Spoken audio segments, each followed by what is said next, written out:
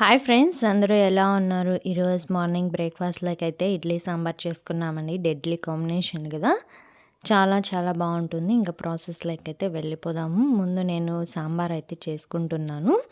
దానికోసం అయితే కందిపప్పు తీసుకున్నాను, బాగా వాష్ చేసి పెట్టుకొని, ఇంకా 3 టమోటాలు, ఒక ఎర్రగడ్డ అయితే తీసుకొని కట్ చేసేసి దాంట్లో అయితే వేసేసుకున్నానండి. ఇలా 4 ముక్కలుగా టమోటాలు అయితే కోసుకున్నాను. 4 ముక్కలుగా ఒక ఎర్రగడ్డ తీసుకొని కోసుకొని దాంట్లో వేసేసుకున్నానండి కుక్కర్లో అయితే.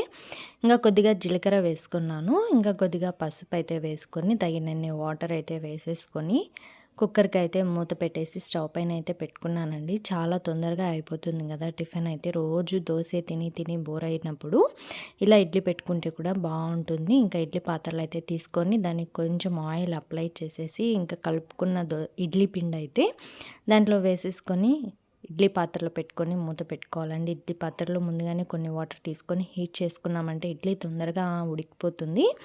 ఇంకా మూత అయితే పెట్టుకోవాలి. ఇంకా ఇడ్లీ ఉడికేలోపు సాంబార్ కూడా ఉడికిపోయిందండి.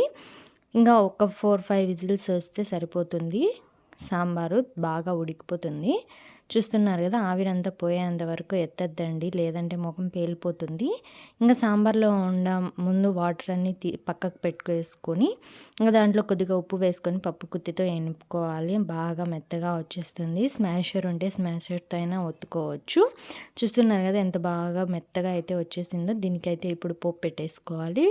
స్టవ్ పైన దబరా అయితే పెట్టుకొని ఇంకా ఆయిల్ వేసేసుకొని పోపు దినుసులు అయితే వేసేసుకుంటున్నాను. ముందుగా ఆవాలు వేసుకున్నాను, దాని తర్వాత జీలకర్ర వేసుకున్నాను, ఇంకా మినప్పప్పు, శనగపప్పు, కరివేపాకు, 2 ఒట్టిమిరపకాయలు ఇవన్నీ వేసేసుకొని దాని తర్వాత కొద్దిగా కరివేపాకు అయితే వేసుకోవాలండి. కరివేపాకు వేసుకున్నప్పుడు కొంచెం దూరంగా వెళ్ళండి, లేదంటే ముఖం అంతా చిటపటలాడిపోతుంది. ఇంకా దాని తర్వాత ఎర్రగడ్డ కూడా వేసేసుకొని బాగా గోల్డెన్ బ్రౌన్ కలర్ వచ్చేంత వరకు అయితే వేయించుకోవాలండి. చాలా బాగుంటుంది ఇడ్లీ సాంబార్, తొందరగా అయిపోతుంది. ఇంకా ఈ పప్పు ఎనిపి పెట్టుకున్నాం కదా, అదైతే మనం తిరగబాతలో వేసేసుకొని తగినన్ని నీళ్లు వేసేసుకోవాలి. మనకు సరిపడినన్ని వాటర్ వేసేసుకుంటే బాగుంటుంది.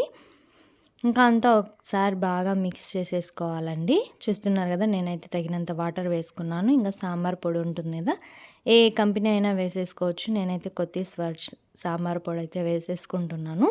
అది కూడా వేసేసుకున్న తర్వాత ఇప్పుడైతే బాగా ఒకసారి మిక్స్ చేసేసుకొని ఫైనల్గా కొత్తిమీర అయితే వేసుకొని కొద్దిసేపు అయితే మూత పెట్టేయాలి. ఒక 5 మినిట్స్ బాగా ఉడుకుతుంది. చూస్తున్నారు కదా ఎలా బుడగలు వస్తున్నాయో. ఇలా వచ్చిందంటే సాంబార్ బాగా ఉడికిపోయిందండి. ఇంతే అండి, చాలా సింపుల్ సాంబార్ చేసేసుకోవడము. ఒకసారి మీరు కూడా ట్రై చేయండి. Thanks for watching my video.